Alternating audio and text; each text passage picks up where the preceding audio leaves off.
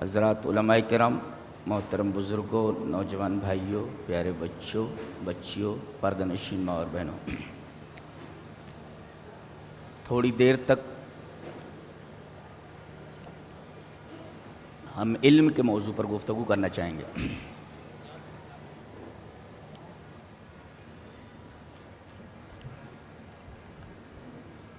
ایک ہے علم اور ایک ہے معرفت۔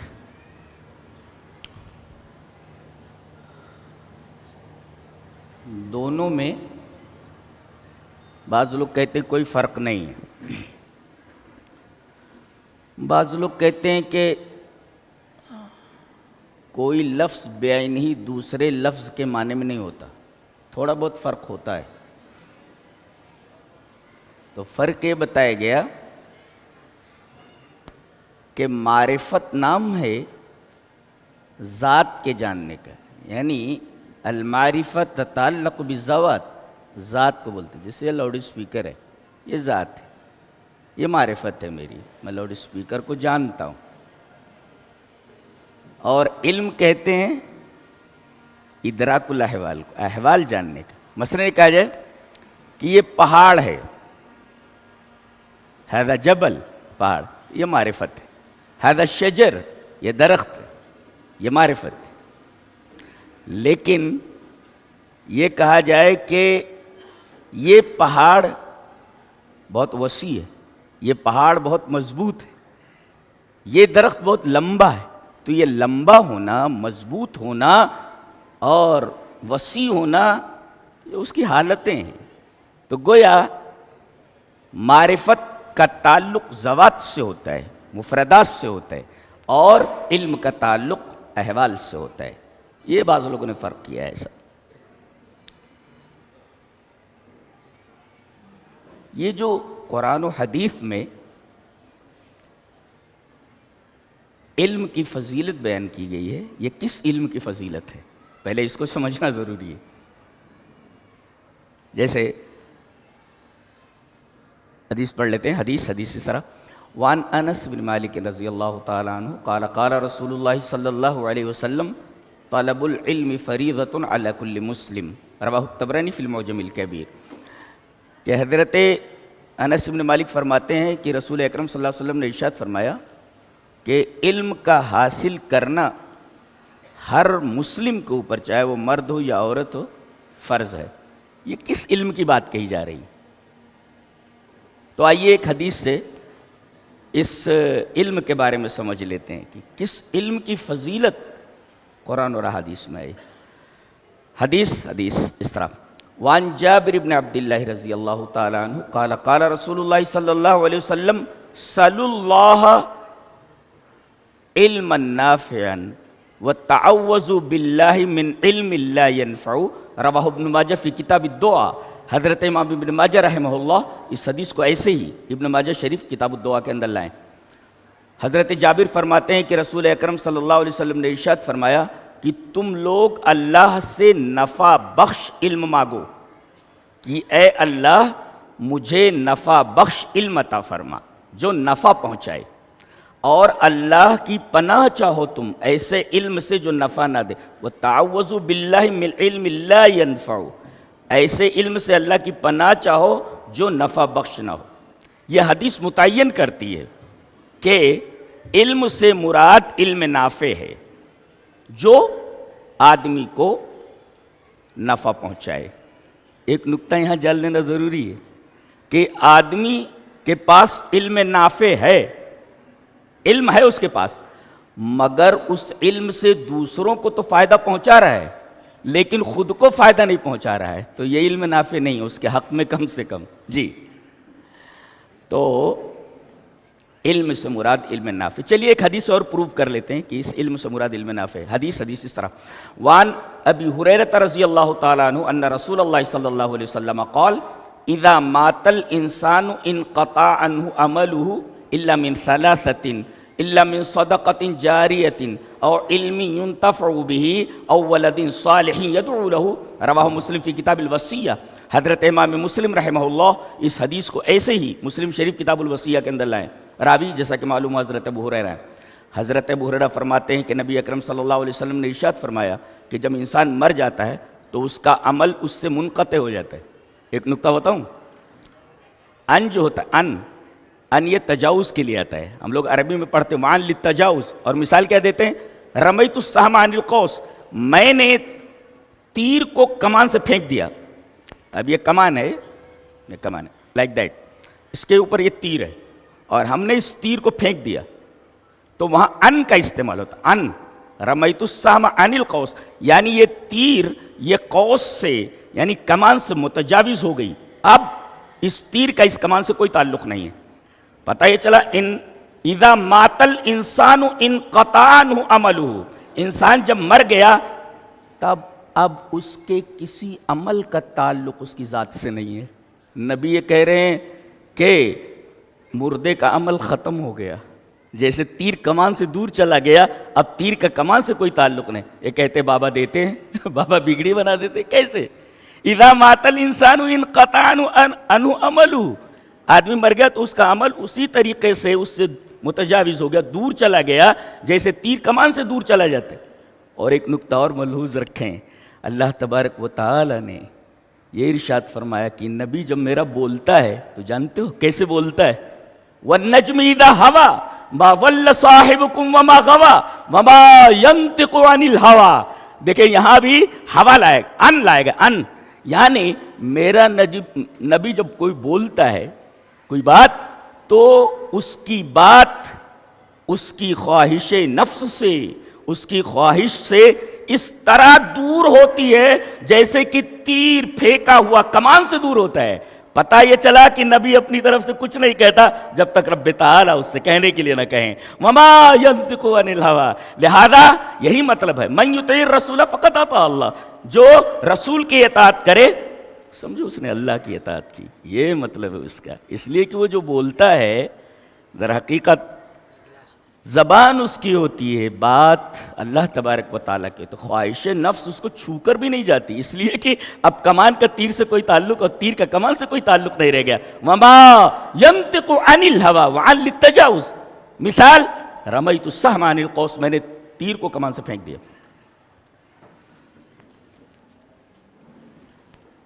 تو جب انسان مر جاتا ہے تو اس کا عمل اس سے منقطع ہو جاتا ہے، مگر تین چیزیں مرنے کے بعد بھی رہتی ہیں جس کا ثواب سے برابر ملتا رہتا ہے۔ کیا؟ صدقہ جاریہ۔ صدقہ جاریہ کا مفہوم آپ سمجھتے ہی ہیں، کوئی کنواں کھدوا دیا، مسجد بنا دیا، کوئی بھی کام کیا جس سے عوام فائدہ لے رہی ہے، اس کو فائدہ پہنچ رہا ہے۔ دوسرے او علم ينتفع به، یا ایسا علم جس سے فائدہ حاصل کیا جا رہا ہو، یہ دیکھیں علم نافع او علم ينتفع به، اور تیسرے او ولد صالح يدعو له۔ ہمیں پروو یہ کرنا ہے کہ یہاں جس علم کی تعریف اور جس علم کی فضیلت قرآن و حدیث میں کی گئی ہے اس علم سے مراد علم نافع ہے۔ ابھی بات واضح نہیں ہوئی، علم نافع نفع بخش علم ابھی واضح نہیں ہوا۔ در حقیقت علم نافع سے مراد علم الموروث ہے، العلم الموروث جی۔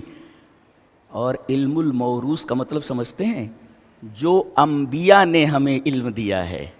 دلیل یہ حدیث پاک، وعن کثیر بن قیس قال كنت جالسا مع ابي الدرداء رضي الله تعالى عنه في مسجد دمشق فجاءه رجل فقال يا ابا الدرداء اني جئتك من مدينة الرسول صلى الله عليه وسلم لحديث بلغني انك تحدثه عن رسول الله صلى الله عليه وسلم ما جئت بحاجة قال فإني سمعت رسول الله صلى الله عليه وسلم يقول من سلك طريقا يطلب فيه علما سلك الله به طريقا من طرق أهل سلك الله طريقا من أهل الجنة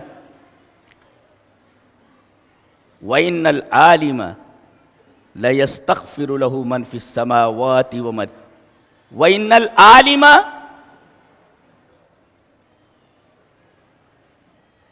لا يستغفر له من في السماوات ومن في الأرض والحيتان في جوف الماء وَإِنَّ فَضْلَ الْعَالِمِ عَلَى الْعَابِدِ كَفَضْلِ الْقَمَرِ فِي لَيْلَةِ الْبَدْرِ عَلَى سَائِرِ الْكَوَاكِبِ وَإِنَّ الْعُلَمَاءَ وَرَثَةُ الْأَنْبِيَاءِ وَإِنَّ الْأَنْبِيَاءَ لَمْ يُوَرِّثُوا دِينَارًا وَلَا دِرْهَمًا وَرَّثُوا الْعِلْمَ فَمَنْ أَخَذَهُ أَخَذَ بِحَظٍّ وَافِرٍ رواہ ابو داؤد فی کتاب العلم. حضرت امام ابی داؤد رحمہ اللہ اس حدیث کو ایسے کتاب العلم کے اندر لائیں. ایک صاحب کہہ رہے ہیں کہ میں بیٹھا ہوا تھا سیریا کی جامع مسجد دمشق میں، اچانک ایک آدمی، اور مشہور صحابی ابو دردہ کے پاس ایک آدمی آتا ہے، السلام علیکم. وعلیکم السلام. حضرت میں مدینہ سے آ رہا ہوں. ارے مدینہ سے آ رہا ہے؟ مدینہ کہاں ہے اور سیریا کہاں ہے؟ کائے کے لیے آیا ہے؟ کہا کہ ایک حدیث کے لیے آیا ہوں. آپ کو بیٹھے بٹھائے علماء اتنی حدیثیں دے دیتے، یہ آدمی ایک حدیث سننے کے لیے مدینہ سے چل کر کے سیریا آیا ہے. معلوم ہے آپ کو؟ کہہ رہا ایک حدیث جاننے کے لیے آیا. ما جیت لحاجت، کسی اور ضرورت سے نہیں آیا میں کہ یہ کوئی ثانوی چیز ہے کہ میں کسی کام سے آیا تھا اللہ حدیث سن لے، نہیں، خاص اسے حدیث کے لیے آیا ہوں. کس لیے آیا ہوں؟ من مدینۃ رسول صلی اللہ علیہ وسلم لحدیث، ایسے حدیث کے لیے بلغنی، مجھے بات پہنچی ہے، انک تحدثہ عن رسول اللہ صلی اللہ علیہ وسلم، کہ آپ وہ حدیث رسول اللہ صلی اللہ علیہ وسلم سے ان کے ساتھ بیان کرتے ہیں کہ رسول اللہ صلی اللہ علیہ وسلم نے فرمایا. ایک عالم کا کام یہی ہوتا ہے، قرآن کی آیت پڑھ دے اور حدیث رسول پڑھ دے، اس کا کام ختم. اپنا فلسفہ بگاڑنے کی ضرورت نہیں ہے اس کو. ہمارا کام بس اتنا ہی ہے، قرآن کی آیت اور اسی تو حدیث، تشریح جیسے علماء نے سلف نے کی ہے، تفسیر اس کے سامنے رکھ دیں، تشریح اس کے سامنے رکھ دیں. اور کسی کام سے نہیں آیا. وہ حدیث سنا رہے ہو کہ میں نے رسول اللہ صلی اللہ علیہ وسلم سے سنا ہے. ابو دردہ کہتے کہ جو آدمی علم کی تلاش میں نکلتا ہے کسی راستے پر، تو وہ علم کے راستے پر نہیں چل رہا ہے، وہ جنت کے راستے پر چل رہا ہے. عجیب بات ہے. تو آپ لوگ جو علم کے راستے پر آئے ہو، علم حاصل کرنے کے لیے جس راستے سے آئے ہو، یہ راستے سے نہیں آئے ہو، یہ راستہ علم کا راستہ نہیں بلکہ جنت کا راستہ ہے. یہ فضیلت علم. جی وَإِنَّ الْعَالِمَ لَتَّضَوْا وَإِنَّ الْمَلَائِكَةَ لَتَضَوْا أَجْنِحَتَهَا رِضًا لِطَالِبِ الْعِلْمِ. ملائکہ اپنے پر بچھاتے ہیں طالب علم کے لیے، اور تمام چیزیں کائنات کی جو زمین اور آسمان میں ہیں سب عالم کے لیے دعا کرتی ہیں. یہاں تک کہ وَالْحِيتَانُ فِي جَوْفِ الْمَاءِ، پانی کے اندر جو مچھلیاں ہیں وہ دعا کرتی ہیں.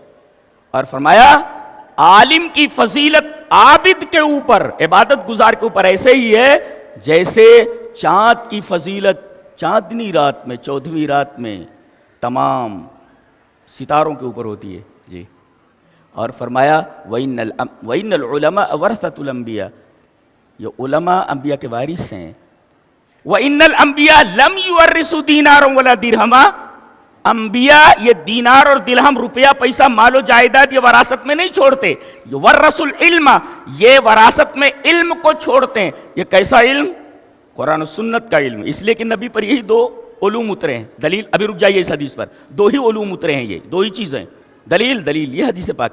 وعن ابی ہریرہ رضی اللہ تعالی عنہ قال قال رسول اللہ صلی اللہ علیہ وسلم انی قد ترکت فیکم شیئین لن تضلوا بعدہما کتاب اللہ و سنتی ولن تضلوا بعدہما کتاب اللہ و سنتی ولن يتفرقا حتى يرد علي الحوض رواه الحاکم فی المستدرک فی کتاب العلم. حضرت امام حاکم رحمہ اللہ اس حدیث کو مستدرک علی الصحیحین کتاب العلم کے اندر لائے. راوی حضرت ابو ہریرہ ہیں.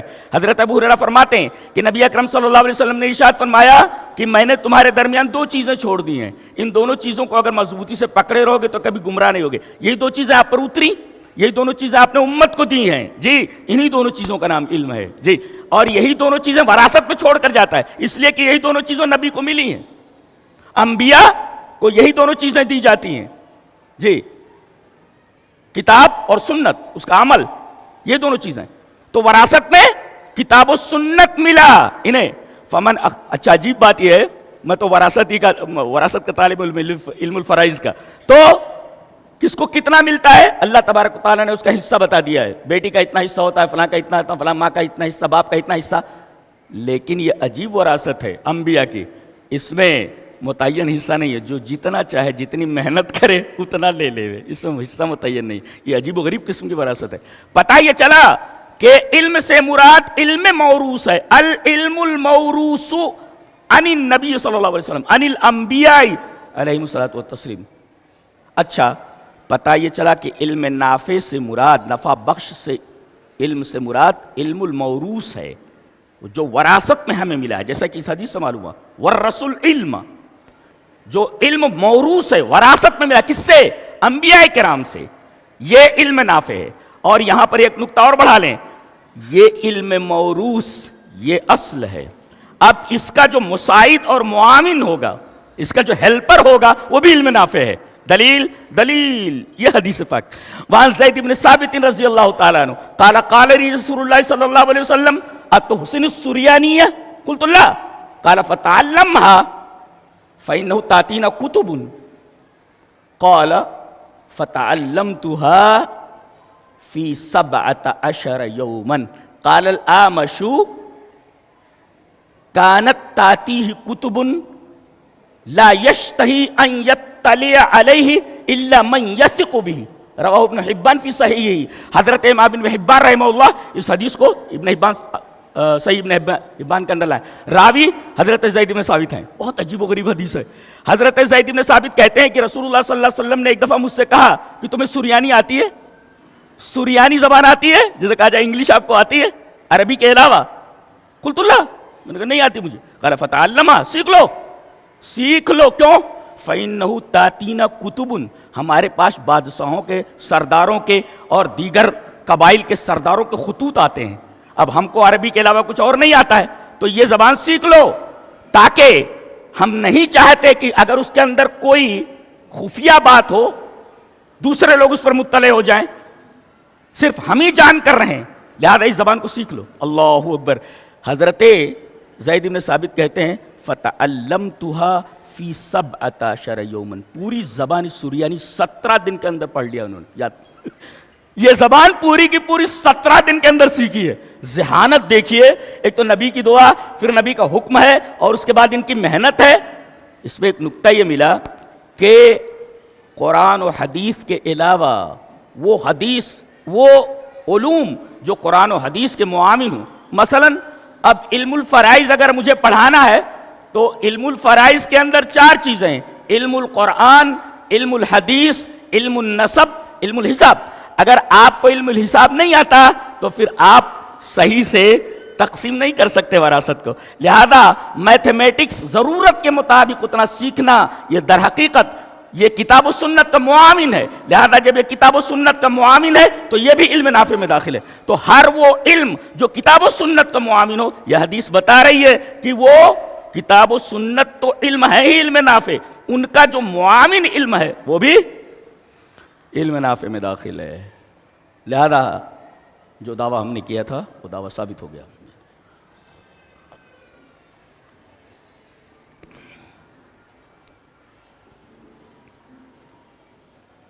تو حقیقی علم وہی ہے جی، قرآن و سنت. ایک حدیث میں اور وضاحت ہے اس کی. اب دیکھو حدیث اس طرح: وعن مسعر قال سمعت عبد الاعلی التیمی یقول من اوتی من العلم ما لا یبکی لخلیق بأن لا یکون قد اوتی من علم ینفعه لأن اللہ تعالی نعت العلماء ثم قرأ قل آمنوا به أو لا تؤمنوا إن الذين أوتوا العلم من قبله إذا يتلى عليهم يخرون للأذقان سجدا ويقولون سبحان ربنا إن كان وعد ربنا لمفعولا ويخرون للأذقان يبكون ويزيدهم خشوعا. رواہ الدارمی فی کتاب العلم. حضرت امام دارمی رحمہ اللہ اس حدیث کو ایسے ہی کتاب العلم کے اندر لائے. دارمی میں کہتے ہیں کہ میں نے، مسعر کہتے ہیں کہ میں نے عبد الاعلی تیمی کو یہ کہتے ہوئے سنا کہ اللہ اگر کسی کو ایسا علم نہ دے جو اسے رلائے نہ، اسے رلائے نہ، تو بہتر یہ ہے کہ اس کو علم نافع دیا ہی نہ جائے. علم نافع دیا ہی نہ جائے، اس لیے کہ اللہ تعالیٰ نے علماء کی تعریف فرمائی ہے جی قرآن. اور یہ علم کتاب و سنت کا یہ ایسا علم ہے جو آدمی کو رلاتا ہے.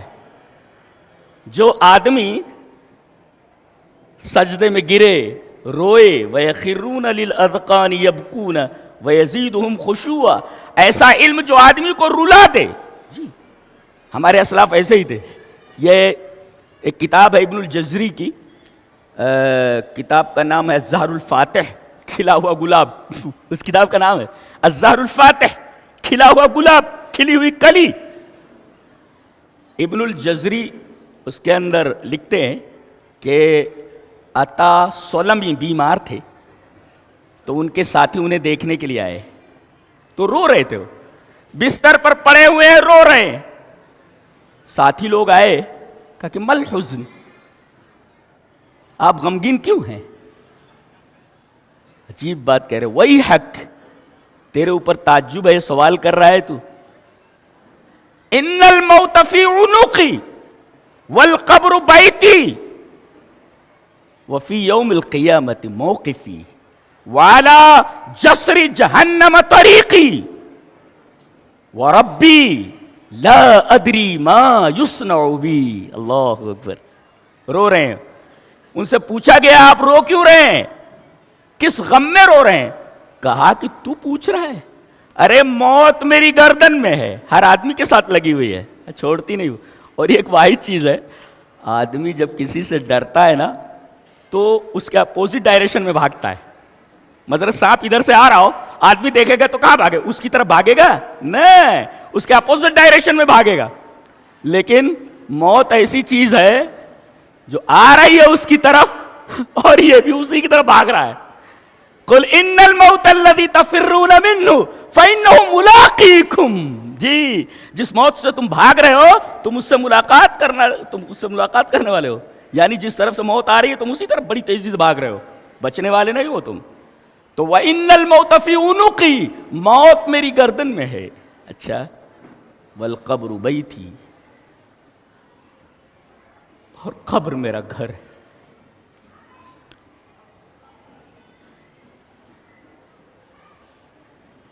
وَفِي يَوْمِ الْقِيَامَةِ مَوْقِفِي، رب تعالیٰ کے سامنے کھڑا ہونا ہے. دائیں ترجمان نہیں، بائیں ترجمان نہیں، رب تعالیٰ کے سوالات ہیں اور آپ کے جوابات ہیں. وفی، کوئی وکیل نہیں، کوئی ترجمان نہیں. وفی یوم القیامت موقفی، رب تعالیٰ کے سامنے قیامت کے دن کھڑے ہونا ہے.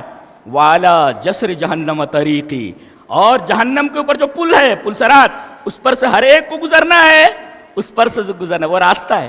اب پھر پوچھ رہے ہو وربی لا ادری ما یصنع بی، مجھے معلوم نہیں کہ میرے ساتھ کیا کیا جانے والا ہے. اب جب مجھے معلوم نہیں کہ میرے ساتھ کیا کیا جانے والا ہے تو میں روؤں نہ تو کیا کروں؟ اللہ، روؤں نہ تو کیا کروں؟ تو وہ علم جو آدمی کو رلا نہ سکے، جو دل کی دنیا میں انقلاب نہ پیدا کر سکے، ایسے علم کے اوپر لعنت ہے. یہ واحد علم ہے کتاب و سنت کا جو آدمی کو رلا. اور اس آیت کریمہ کی تفسیر میں ایک مفسر نے لکھا ہے، کون سی؟ وہی قل آمنوا بہ ولا تؤمنوا، العالم الذی ابقاہ علمہ، عالم وہ ہے جس کا علم اس کو رلا دے، اس کا علم اسے رلا دے. جی جی جی جی. تو یہ تو علم کے بارے میں گفتگو ہے. اگر آپ امام بخاری رحمہ اللہ کی بخاری شریف اٹھائیں گے تو آپ کو حیرت ہوگی، اتنا بڑا آدمی ہے یہ کہ اس نے پورا اسکول کا ایک پروسیجر دے دیا ہے کہ اسکول چلایا کیسے جائے، اور پورا تدریسی منہج دے دیا ہے، پورا تدریسی منہج. باب قائم کرتے ہیں، باب و فضل العلم، یہ باب ہے علم کی فضیلت کا. آپ کہیں کہ یہ چیز بہت اچھی ہے، اس کے اندر یہ خوبیاں ہیں، اس کے اندر یہ چیز ہے. اب ظاہر ہے کہ اگر میں اس کی خوبیاں اور فضیلت بیان کروں تو آپ کے اندر شوق پیدا ہوگا اس کو خریدنے کا. امام بخاری بات کر کے بتانا چاہتے کہ استاذ کو چاہیے کہ صرف پڑھائے نا، بلکہ علم کے تعلق سے تشویق کرے، شوق پیدا کرے، انسپریشن دے اس علم کے تعلق سے کہ علم سیکھو. طلباء کو صرف پڑھائے نا، بلکہ وہ بتائے کہ یہ چیز اتنی اہم ہے، فضیلت والی چیز ہے. تو تشویق دلانا، شوق دلانا. تو علم ایسی چیز ہے کہ استاذ کو چاہیے کہ صرف پڑھائے نا، علم کا شوق دلائے، انسپریشن دے، انسپائر کرے اس کو. ایک نقطہ یہ. اور ہمارے ہاں علم کا یہ تصور ہے کہ ہمارے ہاں اگر نوکر بھی رکھا جائے تو عالم ہونا چاہیے. ہمارے ہاں علم کا یہ تصور ہے. نوکر بھی ہو, نوکر تو چھوڑو, مرد پڑھ وڑھ لیتے ہیں, لونڈی بھی ہو, نوکرانی بھی ہو, کپڑا دھلنے والی ہو, وہ بھی عالمہ رکھی جائے. دلیل دلیل یہ حدیث پاک. چلیے پوری سند پڑھ لیتے ہیں.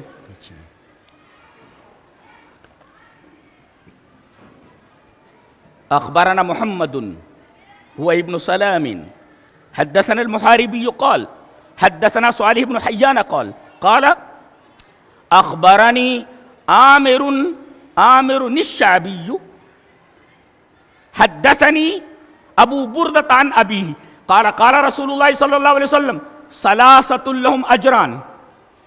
قال رسول الله صلى الله عليه وسلم ثلاثة لهم اجران. رجل من اهل الكتاب آمن بنبيه وآمن بمحمد صلى الله عليه وسلم ورجل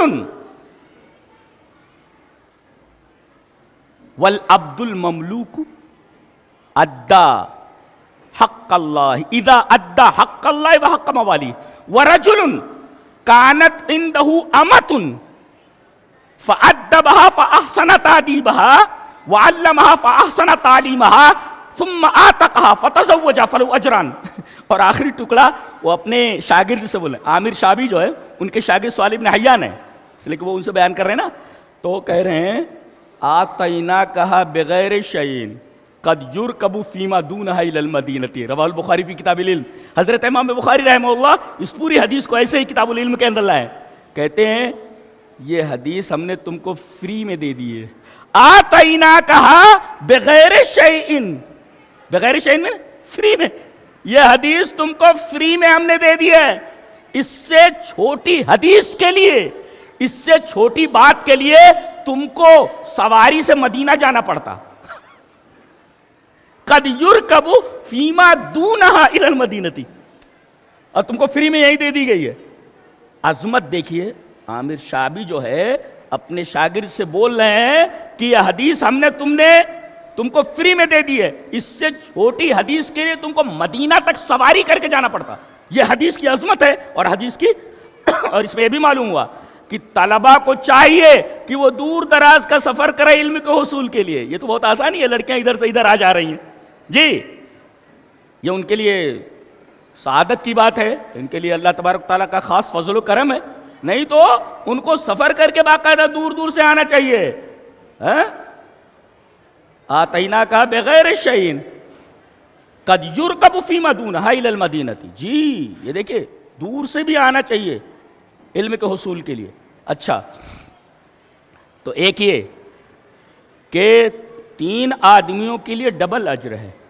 ایک وہ آدمی اہل کتاب میں سے جو اپنے نبی پر ایمان لایا, مثلا عیسائی تھا, یہودی تھا تو موسیٰ پر ایمان لایا تھا, عیسائی تھا تو حضرت عیسیٰ پر ایمان لایا تھا. اب نبی آئے, کہا کہ اب تمام شریعت منسوخ ہو گئی, میں آخری نبی ہوں, لہذا یہ محمد صلی اللہ علیہ وسلم پر ایمان لا رہا. تو 2 اجر, اپنے نبی پر ایمان لانے کا اجر اور محمد صلی اللہ علیہ وسلم پر ایمان لانے کا اجر. اور ایک وہ غلام العبد المملوک اذا ادى حق اللہ, نماز پڑھتا ہے, روزے رکھتا ہے اور اپنے آقا کے حقوق بھی پورا کرتا ہے. تو 2 حقوق پورا کر رہا ہے, 2 حقوق ادا کر رہا ہے, لہذا اس کے لیے 2 اجر. تیسرے وَرَجُلٌ كَانَتْ عِنْدَهُ أَمَةٌ.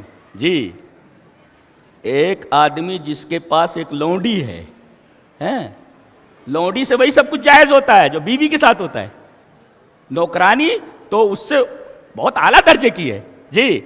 تو لونڈی جو ہے, لونڈی کسی آدمی کے پاس ہو, فَأَدَّبَهَا فَأَحْسَنَ تَأْدِيبَهَا. اس میں ایک نقطہ دیکھ رہے ہیں آپ کہ نبی کریم صلی اللہ علیہ وسلم نے تعلیم کا ذکر بعد میں کیا ہے, ادب کا ذکر پہلے کیا ہے.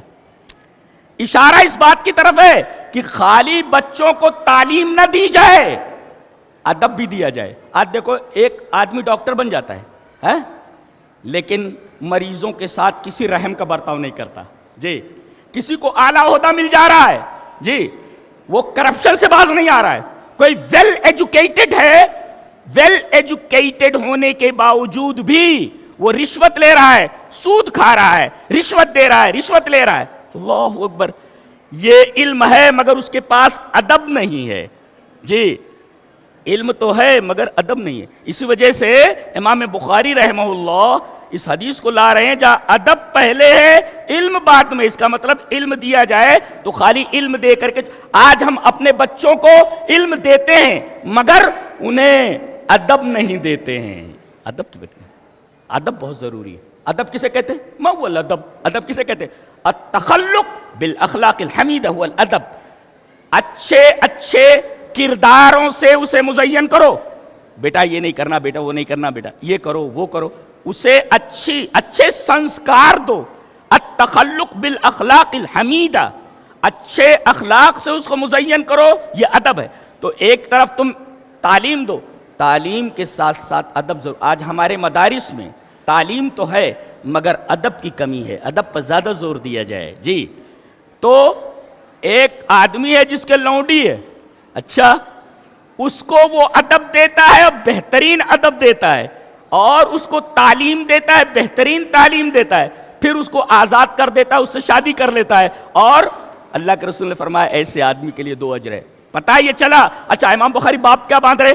باب و تعلیم الرجل امتہ اہلہ. ترتیب کیا ہونا چاہیے تھا؟ باب و تعلیم الرجل اہلہ امتہ.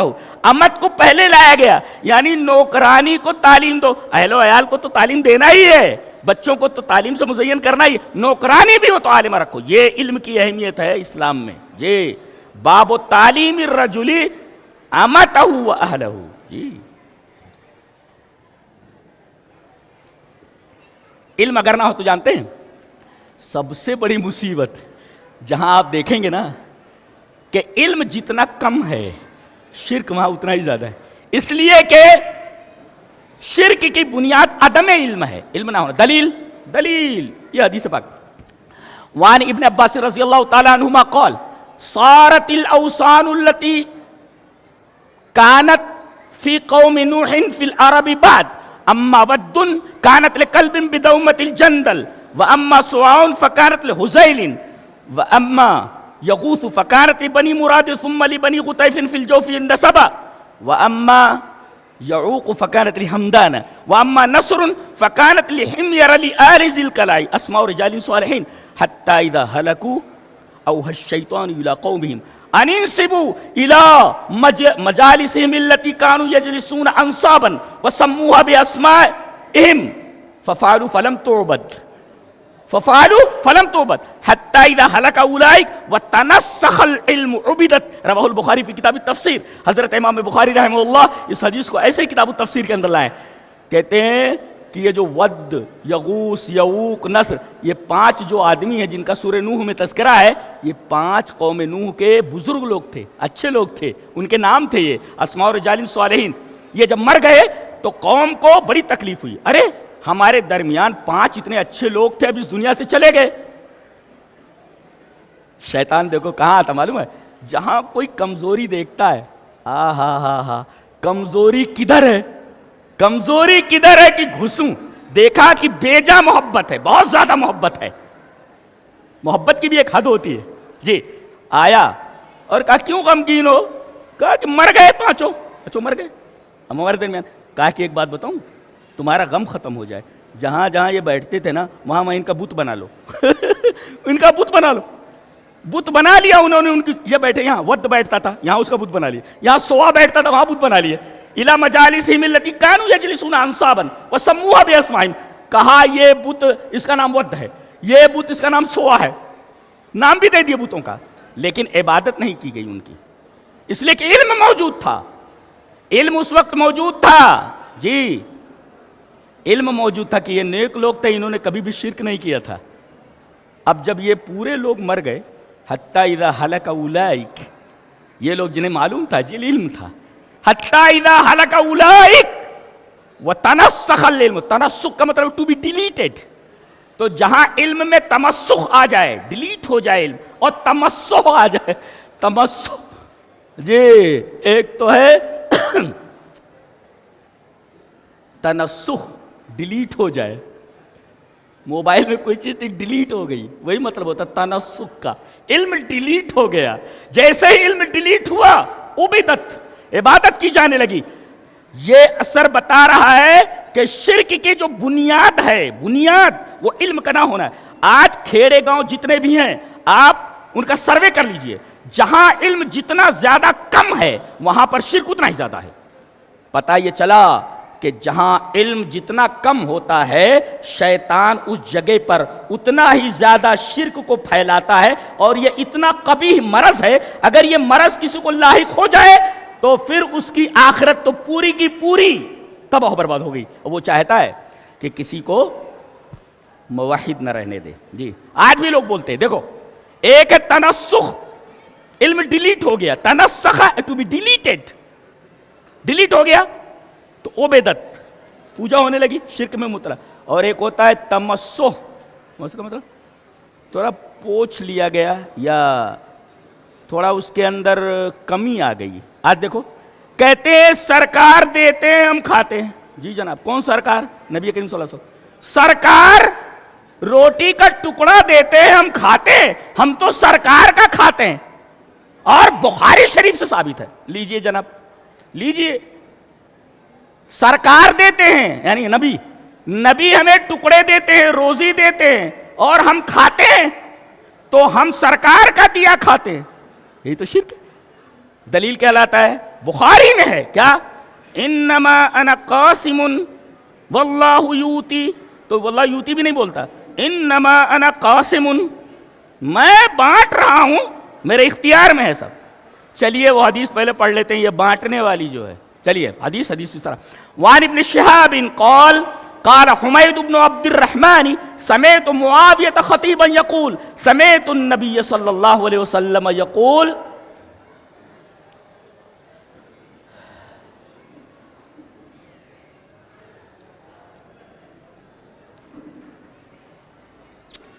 من یرید اللہ بھی خیرا، میں اس سے استدلال کرنا چاہ رہا ہوں، بہت عجیب و غریب، آپ ذہن میں رکھیں۔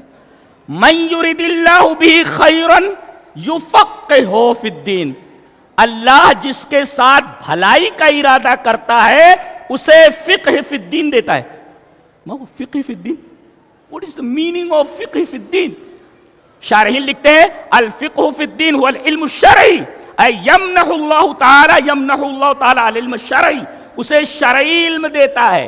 اس کا مطلب اللہ جس کے ساتھ خیر کا ارادہ کرتا ہے اسے شریعت کا علم دیتا ہے۔ اللہ اللہ اللہ اللہ، پتہ یہ چلا کہ جس کو شریعت کا علم ملا اللہ نے اس کے ساتھ خیر کا ارادہ کیا، اور جسے شریعت کا علم نہیں ملا اس کی خیریت نہیں ہے، یہ خیریت نہیں ہے۔ مفہوم مخالف یہی تو نکلا، من یرید اللہ بھی خیرا یفقہہ فی الدین، جس کے ساتھ خیر کا ارادہ کیا، جس علم شرعی عطا کیا اس کے لیے خیر، اور جس کے لیے علم شرعی نہیں دی گئی، ارادہ نہیں کیا گیا، تو وہ آدمی خیریت میں نہیں ہے۔ جی خیریت میں نہیں ہے۔ اور آگے فرمایا گیا وَإِنَّمَا أَنَا قَاسِمٌ وَاللَّهُ يُؤْتِي، اور میں بانٹنے والا ہوں اور اللہ دے رہا ہے۔ چلو ٹھیک ہے، اس سے اپنا الو سیدھا کر لو، لیکن دوسری جگہ اس حدیث کی جو شرح آ رہی ہے اس سے الو سیدھا نہیں ہوتا، تمہارا الو الٹا ہو گیا ہے۔ کیسے؟ جی چلیے وہ حدیث دیکھ لیتے آگے۔ وَلَن تَزَالَ هَذِهِ الْأُمَّةُ قَائِمَةً عَلَىٰ أَمْرِ اللَّهِ لَا يَضُرُّهُم مَّن خَالَفَهُم حَتَّىٰ يَأْتِيَ أَمْرُ اللَّهِ، رواہ البخاری فی کتاب العلم۔ حضرت امام بخاری رحمہ اللہ اس حدیث کو ایسے کتاب العلم کے اندر لائیں کہ لن تزال هذه الأمة، شارح کیا لکھتا ہے حدیث کا؟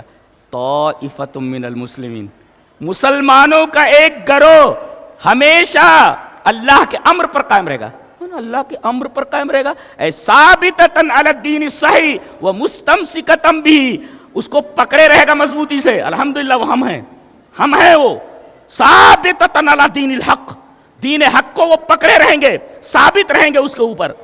اور خوشخبری سنا دی گئی کہ اس جماعت کا لا یضرهم من خالفهم، پوری دنیا زور لگا لے، کتنی بھی کثرت آدھا کی ہو جائے دشمنوں کی، کچھ بھی نہیں بگاڑ سکتے۔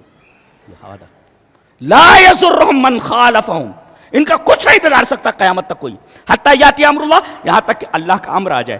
اللہ کا امر آ جائے بولے تو بعض لوگ کہتے ہیں قیامت آ جائے، لیکن بعض لوگوں نے شرح کی ہے کہ جب تک وہ ہوا نہ چلے، ایک ہوا چلے گی قرب قیامت میں، وہ جب ہوا چلے گی تو ہوا جب چلے گی تو ارواح مومنین کو قبض کر لے گی، ہوا چل رہی ہے، اس ہوا کو اللہ بھیجے گا تو اس سے جتنے مومن رہیں گے دین حق پر قائم، سارے کے سارے لوگوں کی روحیں نکال لے گی یہ، تقبض ارواح المومنین، تمام جو سچے مومن ہوں گے، یعنی قیامت کے قریب یہ ہوا چلے گی تو برابر ایک جماعت طائفۃ من المسلمین قائم رہے گا۔ اچھا، اس میں جو ٹکڑا ہے وَإِنَّمَا أَنَا قَاسِمٌ وَاللَّهُ يُؤْتِي، اگر عقل ہوتی تو سمجھ جاتا کہ امام بخاری رحمہ اللہ اس کو کتاب العلم میں لا رہے ہیں، تو مطلب یہ ہوا کہ یہاں اللہ کے رسول کے اوپر جو علم اتر رہا ہے کتاب و سنت کا وہ بانٹ رہے ہیں، اللہ دے رہا ہے اور رسول بانٹ رہے ہیں، وہ کیا ہے؟ کتاب و سنت کا علم ہے۔ اگر عقل ہوتی تو کہ امام بخاری اس کو کتاب العلم میں کیوں لائے ہیں، وَإِنَّمَا أَنَا قَاسِمٌ، اور اب بھی اگر سمجھ میں نہیں آئے تو چلیے وہ حدیث دیکھ لیتے ہیں جو ابو ہریرہ سے مروی حدیث اس طرح، وہاں ابی ہریرہ، چلو بند کر دیتے ہیں، ہاں وہاں